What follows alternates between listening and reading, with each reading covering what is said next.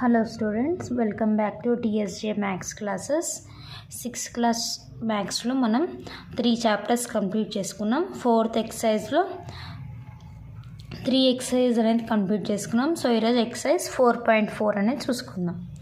So ఈరోజు exercise 4.4 లో మనం ఫస్ట్ ప్రాబ్లం చూసినట్లయితే mark any 4 points A, B, C and D, join them to make a quadrilateral, name it.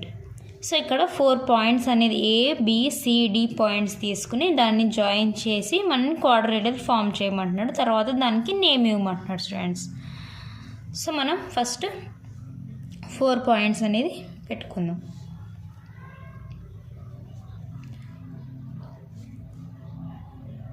ఇప్పుడు దీన్ని join చేయమన్నాడు.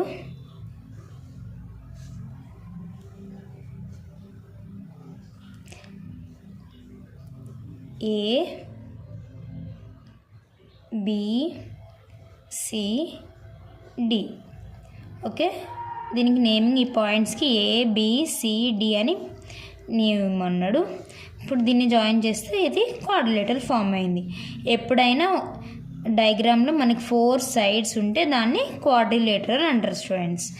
ఓకే, 4 సైడ్స్ అనేది ఉండాలన్నమాట. దీంట్లో ఇప్పుడు సైడ్స్ ఏంటి? AB, BC, CD, DA, ఇవి సైడ్స్ అన్నమాట. ఈ సైడ్స్నే మనం జాయిన్ చేస్తే క్వాడ్రిలేటర్ అనేది ఫామ్ అవుతుంది. 4 సైడ్స్ ఇమేజ్ని క్వాడ్రిలేటర్ అంటారు. అర్థమైంది కదా స్టూడెంట్స్? ఇక్కడ ABCD is a quadrilateral. Okay, అర్థమైంది కదా స్టూడెంట్స్? సో ఇదే ఫస్ట్ ప్రాబ్లం అనమాట. 4 పాయింట్స్ తీసుకుని దాన్ని జాయిన్ చేసి క్వాడ్రిలేటర్ ఫామ్ చేసి దానికి నేమ్ ఇవ్వమన్నాడు. So ABCD is a quadrilateral. అర్థమైంది కదా స్టూడెంట్స్? నెక్స్ట్ మనం సెకండ్ వన్ చూద్దాం. Second problem. Next second question చూడండి స్టూడెంట్స్.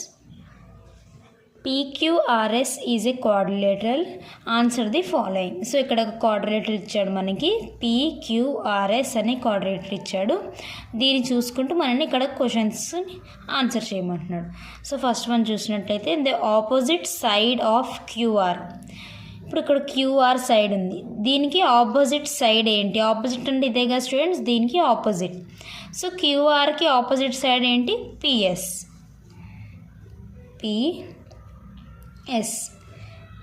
లేకపోతే PS సైడ్. ఓకే, QRకి opposite PS. Next question. The angle opposite to angle P is dash. Angle P, ఇది angle P, ఇది angle P.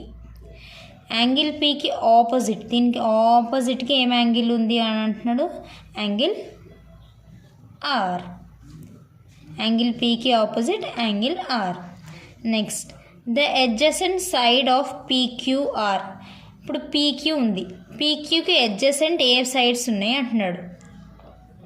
The adjacent sides of PQ, ఇక్కడ sides. Okay, the adjacent sides of PQ. ఇప్పుడు PQకి adjacent, ఇప్పుడు దీనికి adjacent అంటే ఇది అనమాట.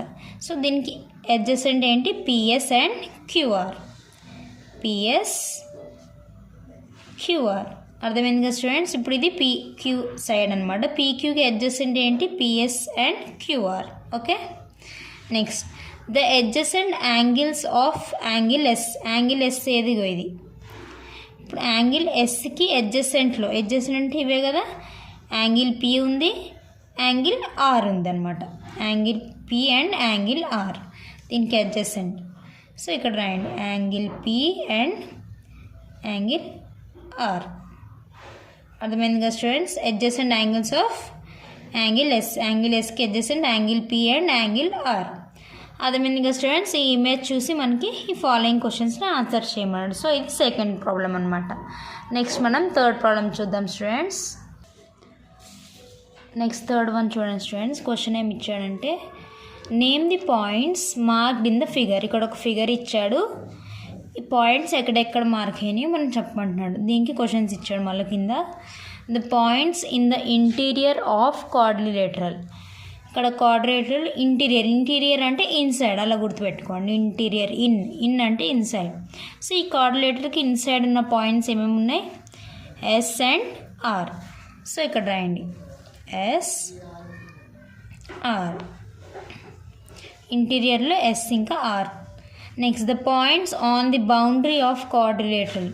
Boundary అంటే అవుట్ సైడ్ లైన్ ఉంటుంది. ఈ లైన్ పైన ఉండేవి, బౌండరీ పైన ఉండేవి ఏ, బి, సి, డి, ఇంకా ఇక్కడ ఈ కూడా ఉంది. So points on the boundary ఏంటి?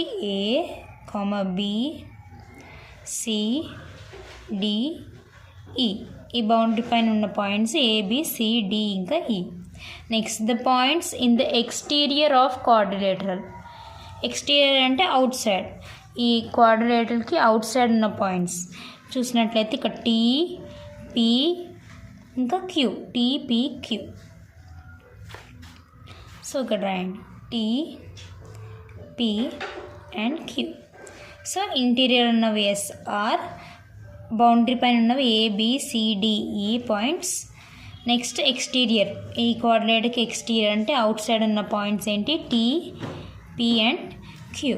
ఓకే, అర్థమైంది కదా స్టూడెంట్స్? సో ఇది ఎక్సర్సైజ్ 4.4 అనేది కంప్లీట్ అయిపోయింది. మరి చాప్టర్ నెంబర్ 4లో 4.4 ఎక్సర్సైజ్ అనేది కూడా కంప్లీట్ చేసుకున్నాం. నెక్స్ట్ మనం ఎక్సర్సైజ్ 4.5 అనేది చేసుకుందాం. ఓకే స్టూడెంట్స్, మరి ఈ ఎక్సర్సైజ్ మీకు మంచిగా అర్థమైంది అనుకుంటున్నాను. Okay students, thank you for watching.